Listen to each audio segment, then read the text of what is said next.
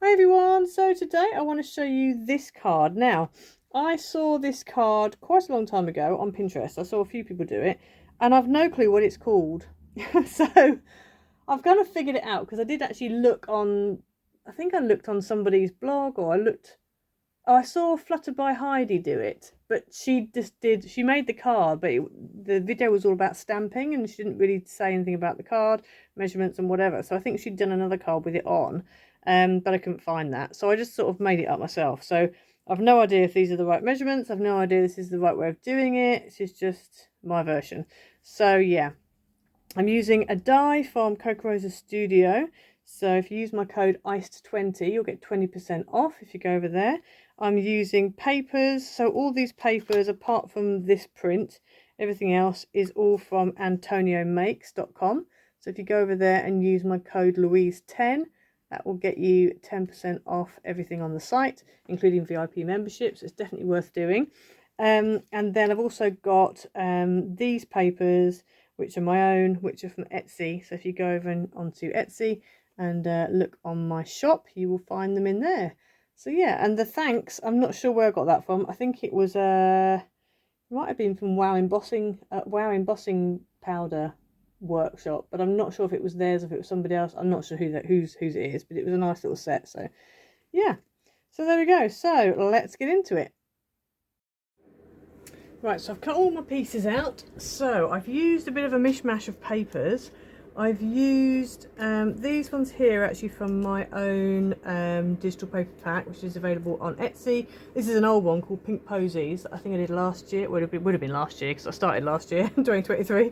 But yeah, so this is from the Pink Posies pack, which is still available. There's a link in the description below. I'll try and put a link up in the top right hand corner as well. But yeah, I just thought it went really well with the other papers that I've chosen, which I haven't used for a while, but I was reminded of them and thought, actually, you know what, I'm going to use these because they're still available. That was part of the reason why I didn't use them, because I didn't think they were still available, but they are. So this is Pretty in Pink, and this is from Antonio Makes, and I love this pack so much. It's just so beautiful. Look at that. I've just chopped that butterfly in half deliberately so that then on the card, it sort of stands out. And then this is also one of the other papers from the Pretty in Pink. Again, I've had to kind of chop it up, but try and do it in such a way that I don't miss out on the beautiful detail. So yeah, so if you head over to antoniomakes.com, use my code Louise10, all in one word, and that will get you 10% off. And you could become a VIP member. Now, when I first started with Antonio, he only did the year's subscription, but now he's got a 3-month, a 6-month, and a year subscription over there. So that is definitely worth doing. You get lots of wonderful things. Go and check out his website and it will tell you all about it. So let me put all of these bits to one side and then we'll start with the base cards. So you're going to need the main piece, which is a 5x7 card blank. If you don't have a card blank that's 5x7, then just get a piece of 7x10. And then what we're going to do, we are going to score it at 5 inches, but we're going to score some other lines as well. So you're going to score at 2.5, at 5, which should already be on your card blank, and then at 7.5. Okay, so you're basically scoring it into quarters. Next, we want to bring in a piece of card that is 3.5 by 10. And on this, we're just going to score halfway at 5 inches. And then that's it for scoring. You are also going to need 4 pieces that are 1.25 by 5. Little tip for these pieces, the 1.25 by 5, you don't want to go too thick because you are going to be mat and layering both sides of it. So I've actually gone really quite thin. This is way thinner than I would normally use for a card base. I reckon this is probably about a 180 maybe. It's not very thick at all. I mean, I can wibble it quite nicely. But once I've got all my mats and layers on, I think it's going to be fine. So with this big piece, this 3.5 by 10, we're just going to fold it in half like that to kind of like make a card blank. And then if you bring this in, what we're going to do is we are going to fold down the middle. So you've basically got, again, like a card blank. And then your front sections are going to come back. So you're basically making like an accordion card. So just fold these back. So you should end up with that nice little W shape. So now we're going to go ahead and decorate this first. So you are going to need, in total, you're going to need 6 matte pieces, and these are 2 1/4 by 6 3/4. On top of that, you're going to need 4 pattern pieces that are 2 inches by 6 1/2, and then you're also going to need 2 white pieces that are 2 by 6 1/2. So the white pieces are going to go on the back, because that's where you're going to write your message, and then these are going to go on here like that. Okay, so I'm going to go ahead now and stick these down.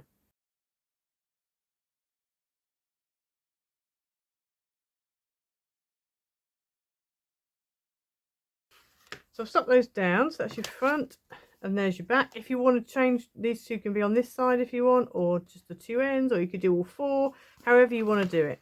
And just bear in mind obviously the thickness of the whole thing once you've done it all. So I have probably used, I mean the card blank itself is a bit thicker than I probably should have gone for. I've kept it kind of thin on the patterns and the mats deliberately, but I think for the actual card blank I probably should have gone a little bit thinner, but never mind. So then on this piece here, and you want to do it on the 2 mountain sides, you're going to need 2 matte pieces that are 3 1/4 high by 4 3/4 wide. And then on top of that, you need 2 pattern pieces that are 3 inches by 4 1/2. So they're going to go on there like that. So I'm going to go ahead and stick these down.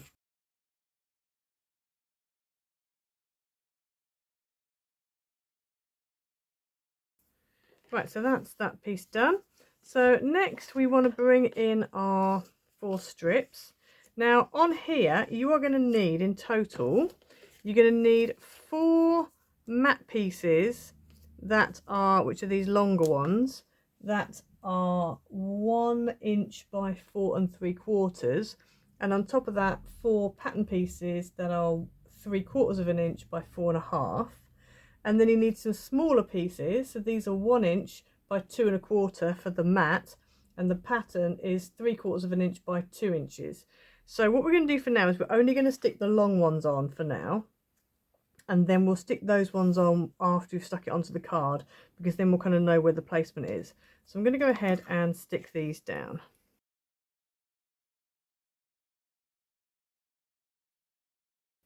Right, so I've stuck those 4 pieces down.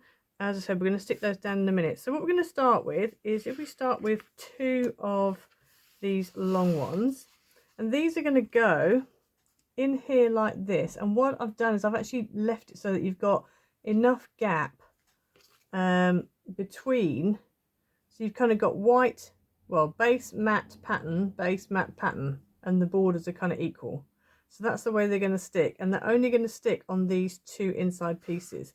So I'm going to go ahead now and just stick those down. And what I think is the best way of doing it for a guide is just take your strip, turn it over, and then you can then see where the edge is, and then you can just kind of glue the back or tape it or whatever you're using like this, and then just turn it over and stick it into position, just leaving a similar border. It needs to butt up to the crease line in the middle, but as far as so here it needs to butt up to the edge there, but then you just leave a little border at the side there on the top.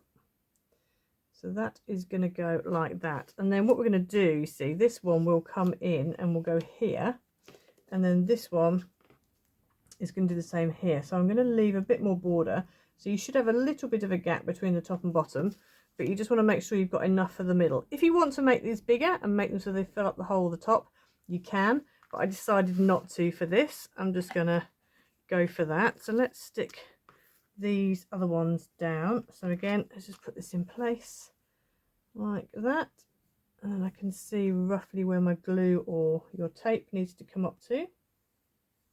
And then you want to use, I would use like a red tape or a strong adhesive glue. I wouldn't go too like, you know, normal double-sided for this. And also the other things where you need to check is when you're sticking this in the middle here, you just want to make sure, you stick this in the middle here, you just need to make sure that when you shut it, you can actually shut it. Okay, you don't want it to be butting up in the middle there and not actually, you know, working. And then I'm going to stick the bottom one in as well, and then I can get kind of central with the get central with the middle piece.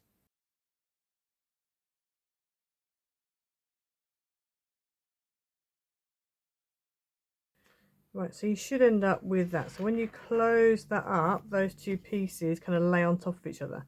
So this is the point now where you can go ahead and stick your little short pieces in on the back. So 2 on the back of there and 2 on the back of the other one. So that's what it looks like when you have finished those pieces. And so now we need to add this bit in. So let me just turn this around again. So this one is going to go on like that. Okay, now you want to make sure that it's going to close. So I wouldn't open it up and stick it down, just in case when you come to close it, it doesn't close up properly. But you do want to make sure that there's a nice even gap, top and bottom. You also want to make sure that this doesn't pop off the edge and it kind of all lines up within that 5x7 frame. So what I would do is get it so it all lines up, get it to where you want it to be, and then just flip this over. In fact, you can kind of make a mark on it if you want, so you kind of know where halfway is. So about there and about there.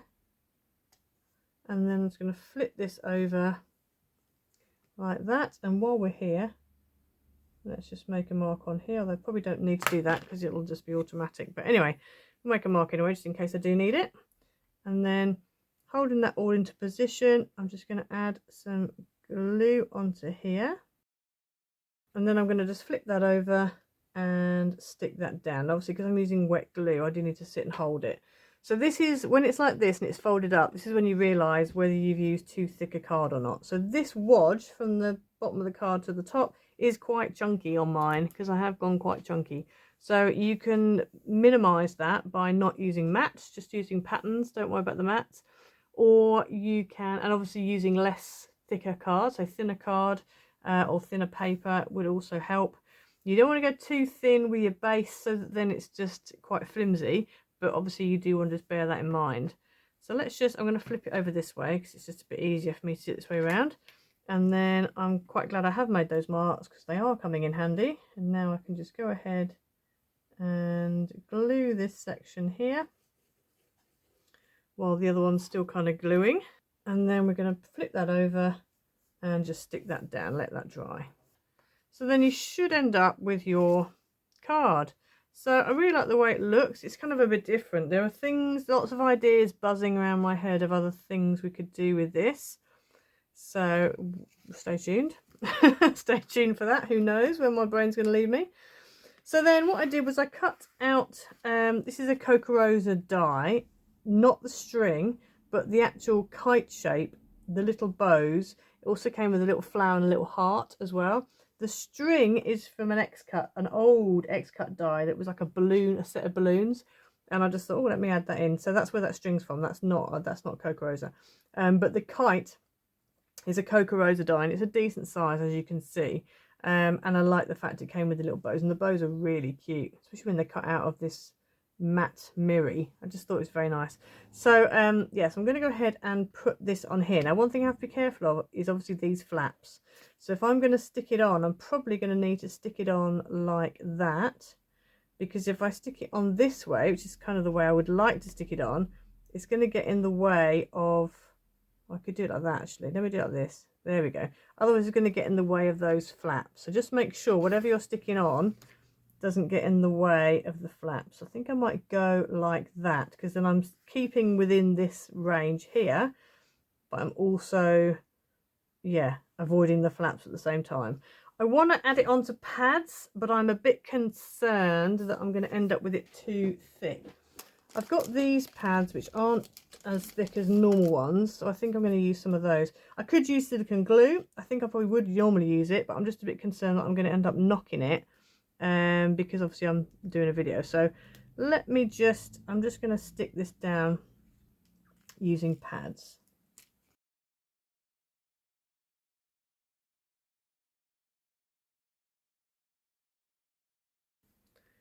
Right, so there we go. We've stuck our kite down, and then on the other side I wanted a thanks. I don't want to obscure this too much, but I thought that thanks works quite well because it's not too massive and it's not too small. So again, I'm just going to use pads to stick it down with, And this card is definitely going to be a hand delivered, definitely not a flat one, this one. I think if you use thinner card you might get away with posting it, but yeah, mine's definitely not a posting card, not unless I want to pay extra. So there we go, there's your finished card. So it's quite a nice, I quite like the shape of it. It's sort of interesting. You could do quite a lot with this, lots of things you could put on it. It stands up nicely as long as you've got a level surface. If it's not a level surface, it does tend to dip forward, but not too bad. I mean, it catches itself on the lower prongs if it does fall forward. But yeah, a little bit different. So there we go. So I hope you enjoyed today. Make sure you go and check out Antonio Makes. It's at www.antoniomakes.com. It'll come up on the screen, and use my code Louise10. That gets you 10% off everything, and also off your VRP membership as well. So make sure you go and check that out. He's got loads of fantastic digital kits over there, so make sure you go and check that out. Especially if you're into vintage and if you're into journaling, Antonio is your man. Literally, he's your man. He's got some really good ideas. So yeah, go and check him out. And also if you're into arty stuff, because this year he's going to be doing more art-based things, painting and stuff like that, so definitely go check out his YouTube channel as well. Yeah, and then obviously go and check Etsy out for my digital packs. Again, there'll be a link up on the screen and in the description. And yeah, go and check out cocarosastudio.com.